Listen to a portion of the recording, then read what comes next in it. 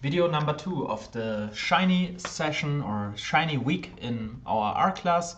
In this video I will discuss the basic syntax and the basic structure of a Shiny app and the Shiny package with you. First of all, a big thanks to Caro Hensch, who had a session on Shiny in last year's Advanced Statistical Software and was so kind to provide her slides to me so I could use some of her screenshots and some of her content. So thank you, Caro, and let's dive into the basic syntax of Shiny R. And first of all, maybe a closer look again at this Shiny app. So what we actually see here is just one part when we think in this Shiny package logic, because this is the UI, the user interface. This is what we see, what we can interact with here. We have the selection of bins in the histogram, so one bin is actually here one bar. We have these toggles that we can switch on and off, and here we would have something optional that would come off. You don't see it right now. And what we see here is our user interface, the UI, and the back end is the server, which does all the calculations in the back. So if I change the number of bins from 20 to 10, our server would take this information, this input, create a new histogram and output a new, or create a new plot, a new histogram, and then our user interface would take this as an output. So I've already talked about this, but if we look at it in terms of R code, we load the Shiny package, and then we have two objects. We have the UI, the user interface, and we have the server. Our user interface, let's just take this for granted, is in many cases, in this exemplary or example case, a fluid page, so just let's say a web page. And the UI is, in simpler terms, how the app should look like. We just saw it on this slide. Our server, in the end, is a function that we define. It can take inputs and outputs, and this is how the app should behave. So what happens in the back? The backend server function. And then the last important command here is the command to actually run the app or start the app is Shiny app, and then you combine the UI and the server. So this is the really basic syntax. You define the object of a UI, of a server, then of course run both of these code chunks. Then you have the object in your R, Studio, and then you run the Shiny app. Okay, we'll first look at the UI, then take a quick look at how the server function works, and then we look at what types of inputs and outputs can be taken and also generated, and then I will show you how to run the app. And then in the next video we will build a couple of basic Shiny apps and get more and more complex. Alright, let's start with the UI, the user interface. It has three main elements. First of all is the basic design. So as in the previous example, this is a fluid page. It can be something else, but let's disregard this for now because it's not the most important for for this class. Then we have input controls and outputs. So here, for example, we have a select input, which actually means that the user is asked for his input, and the type of input is a selection. So here we get a bunch of choices. Let's ignore this example, this very example for now, because we will discuss it later or actually build this app ourselves. We call the input dataset. The label, so what the user is seeing on the website or on the Shiny app, is dataset as well. And then we list the choices. But let's not get into the details.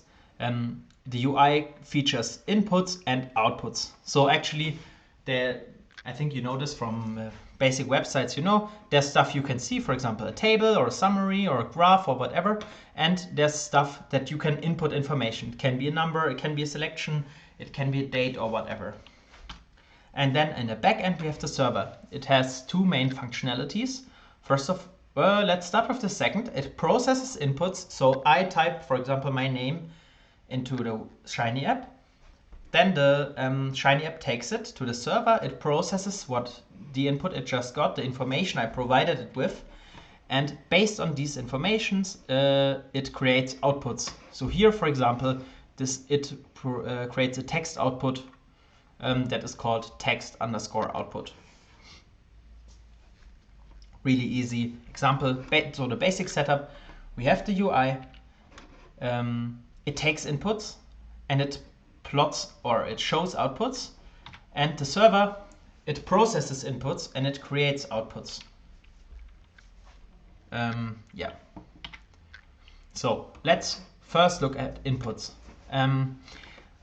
First of all, for the basic syntax, on the UI side, inputs are just defined. Inputs cannot be defined in the server. So I wrote this here, input always defined in the UI. It always happens in the UI where something is put in. And it's always, for example, here we have a text input. We call it name. Then the name of this input, the object that we refer to also, is name, how you call it. And then the label that can be seen on the website or on the Shiny app, but this is now not that important. On the server side, on the other hand, you navigate to this input you just created with input $name. So as if it was a variable of a data frame called input. And if you navigate to an output, you do it with output $. So this is important to understand. So you see the difference in the UI. It is defined and named with these quotation marks. And in the server, it is called with the input $. And then the name, here it's called name, and here as well. So here the name is defined, variable name, and here it is used. All right, then we have a bunch of different input options. Let me show you the most important ones. It can be text input. Yeah, basic function is text input. I won't teach you code to learn by heart. You can use the cheat sheet, Google. You can use the Shiny Art books and documentations, which are great. You can always use ChatGPT. So please make use of these great helpers. It's not worth that I waste your time that you try to learn all of it by heart. This will happen automatically if you use the app enough. So text input, it serves for one row, and the text area input, which makes sense. It can be used for an entire paragraph of text. So here, for example, you define that the respondents or the users of the app can put in 3 rows of text. Then, actually this is wrong. It should be numeric. Let me change this. I don't want to confuse you. Okay, we can ask for numeric input in our app. We can ask for just a number, for example here between 0 and 100, and we can do this also with a slider. And I just printed 2 examples of these Shiny app sliders below. You already saw this in the first video. Where you don't have to type the number, but you just put the slider, whatever number you want to put in. There are of course different options for that. You can input dates. So for example here one single date, or here a date range. And this you often see this, for example, when you book a train in the DB Navigator app, or when you book an appointment with your dentist, then you have these date inputs. So you don't actually type it, but maybe you see this little calendar and you can pick a date or pick a date range.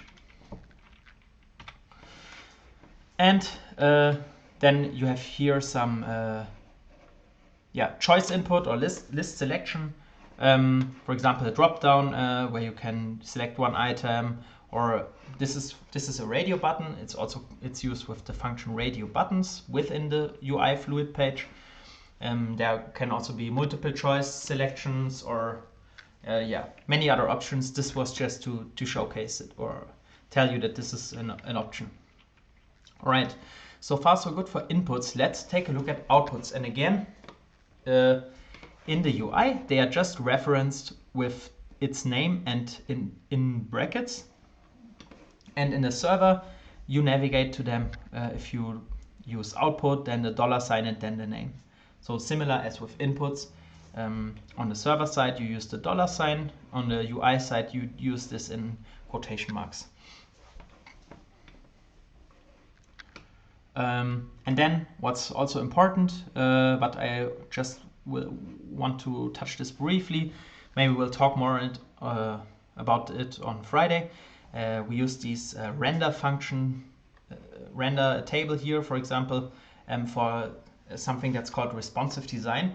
So we don't want actually our app to be too static. If we once typed in an input, then the output is fixed. We don't want this. If we type in a new input, we want a new output. If we change the input again or multiple inputs, we want a new output that's dependent on what we just put in. So that's why we need a responsive design rather than a static design. And that's why we have all these rendering function, render table, and so on. And as output options, we have also, similarly, we have the text output. We can put out plain text. We can put out, with this function verbatim text output, we can also put out some code as a text. Maybe a little bit similar like a R Markdown, where you can also print some code. We can output tables with the render table function, static and dynamic tables. We can output plots or create plots that can be put out with the render plot function. So I always see, maybe I can even underline it. You always see these render functions. And then within this function, you just do the same magic that you do all the time. Your ggplot, you give it the data frame, you define the geom. So within this render plot function or also this render table function here, you just do what you want to do. So here you create a table, and here you just tell that this table should be rendered as an output. And the same happens here. You tell it here within these brackets we want to render a plot, and then you just create the plot. This is where the plot is created. All right, and these are some basic outputs that can be created. How we run the app, I showed you again already at the very beginning. The function is Shiny app, and then UI and server are combined. And then if we have the really most basic Hello World Shiny app, a second R application will open with your Shiny app. Here, for example, it just prints Hello World. You can open this in the browser. And what's even more easy to open it in the browser is your R console will put out this kind of code, listening on, and then an IP address here. And you can copy this, paste this into your browser, and then it will show your Shiny app in your browser. So you can actually, if you work on a Shiny app, you can refresh it and then check out how this works. At least I think that's how it is. But you can also check out how your Shiny app looks like in the web browser and not only in R itself. Yeah, so that's how you run the app. Once it's assembled nicely, then running the app is really, really easy. All right, and with that, let's turn to the next video where we check all of this out in R.